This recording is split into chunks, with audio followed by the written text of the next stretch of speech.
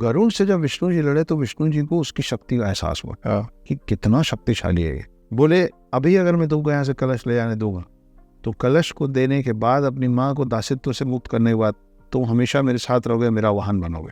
जब कलश रखा गया है या जब गायब हुआ तो माना जाता है कि एक बूंद अमृत घास पे गिरा।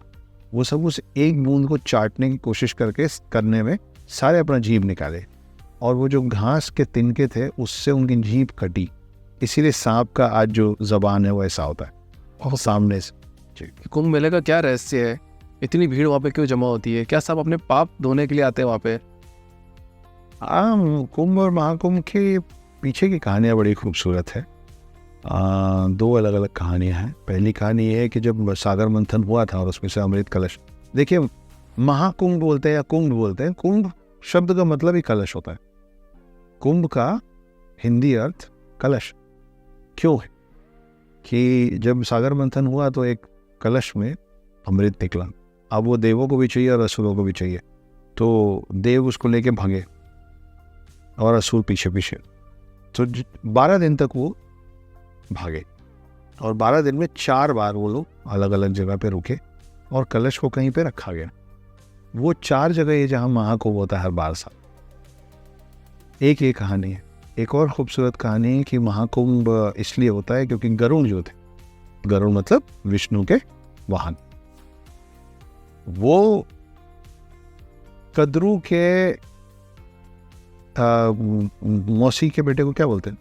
कजिन ही होता है, भांजा। भांजा ना, मैं भतीजे भांजे में थोड़ा कंफ्यूज हो। तो कद्रू कौन है? कद्रू है सर्पों की माँ, ठीक है। और गरुड़ जो है वो कद्रू की बहन के सुपुत्र है और इन लोगों में बड़ी राइवलरी थी, दुश्मनी थी। तो एक समय ऐसा आया था कि गरुड़ की जो मदर थी वो दासी थी सारे सर्पों और उनकी माँ कद्रू के। तो गरुड़ उनके पास पहुंचे, बोले क्या करूंगा कि मेरी माँ को दासित्व से मुक्त करोगे तुम लोग? तो सब लोग बोले अमृत कलश ला के दे दो तो मुक्त कर गए।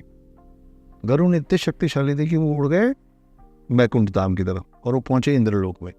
वो इंद्र से और बाकी सारे देवों से लड़े, सबको हराए और कलश लेके जाने लग गए।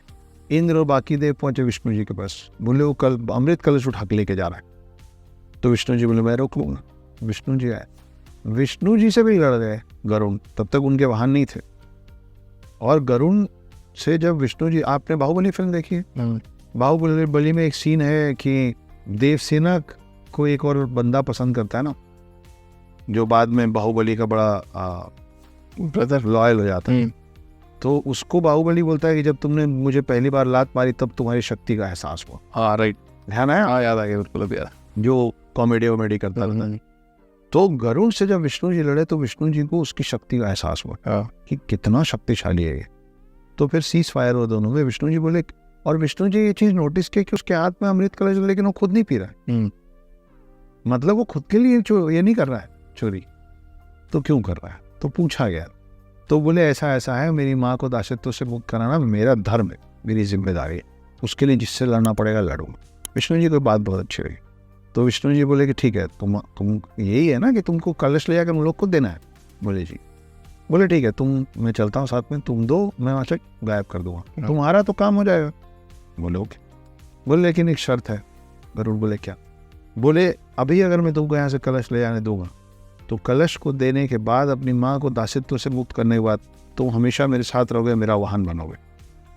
तो गरुड़ बोले मंजूर है। ओके। और तब ये पूरा हुआ और वो गए और एक घास का एक ढेर था जिसके ऊपर वो उस कलश को रखे और बोले ये मैं लाया हूँ, लेकिन इसको मैं पकड़ा हुआ, इसको मैं तब छोड़ूंगा जब मेरी माँ को दासित्व से मुक्त करोगे। तो उन्होंने बोला मुक्त कर दिया। इन्होंने कलश छोड़ा, विष्णु जी ने कलश गायब कर दिया। जब कलश रखा गया या जब गायब हुआ तो माना जाता है कि एक बूंद अमृत घास पे गिरा और जो कद्रू के 1000 बच्चे थे सांप, वो सब उस एक बूंद को चाटने की कोशिश करने में सारे अपना जीभ निकाले और वो जो घास के तिनके थे उससे उनकी जीभ कटी। इसीलिए सांप का आज जो जबान है वो ऐसा होता है और सामने से। ये कहानी। हाँ राइट। तो ये 2 कहानी है महाकुंभ के पीछे। एक टाइम पे मैं भी बहुत डिप्रेशन में था सर। डिप्रेशन में क्या मतलब, मेरे को ऐसा एंजाइटी अटैक आने लगे, जो आपने बोला ना कोई होना चाहिए आपको सुनने वाला। मेरे को ऐसा लगता था मैं मर जाऊंगा। बस मैं मरने वाला हूँ, आज नहीं तो कल नहीं तो परसों में मर जाऊँगा। मतलब रोज़ ऐसा ही फील आता मेरे को, और पता नहीं क्यों आ रहा है। शायद मैं ध्यान करने लगा था, मतलब मैं 10 साल से 12 साल से प्रैक्टिस कर रहा हूँ मैं ध्यान करने की। मैंने 5 मिनट से शुरू किया। आज ऐसा समय है कि मैं कम से कम 4 घंटे बिना कुछ किए बैठे सकता हूँ, 4 आवर्स। अब शायद मुझे ऐसा हुआ कि वो इतना ध्यान में जाने की वजह से मुझे ऐसा फील होने लगा कि मैं मरने वाला हूँ, मैं मर जाऊँगा। तो मेरे को डर लगने लगा मैं किसको बोलूँ।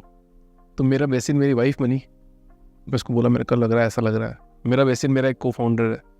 जैसे ही मैंने उसको बोला, दोनों को मैं बोला, बहुत बार बोला, कंटिन्यू बोलता रहा, मेरा डिप्रेशन मेरे को पता ही नहीं चला कि गायब हो गया। मैं वही कह रहा हूँ, बोलने सबसे अच्छा समाधान है कि अपनी दिक्कत साझा करो। वो इसीलिए पुराने लोग बोल के गए ना कि खुशियाँ बांटने से बढ़ती हैं और दुख बांटने से घटता है। तुम घटाओ, सुनने वाले लोग नहीं है सर, बस ढूंढो।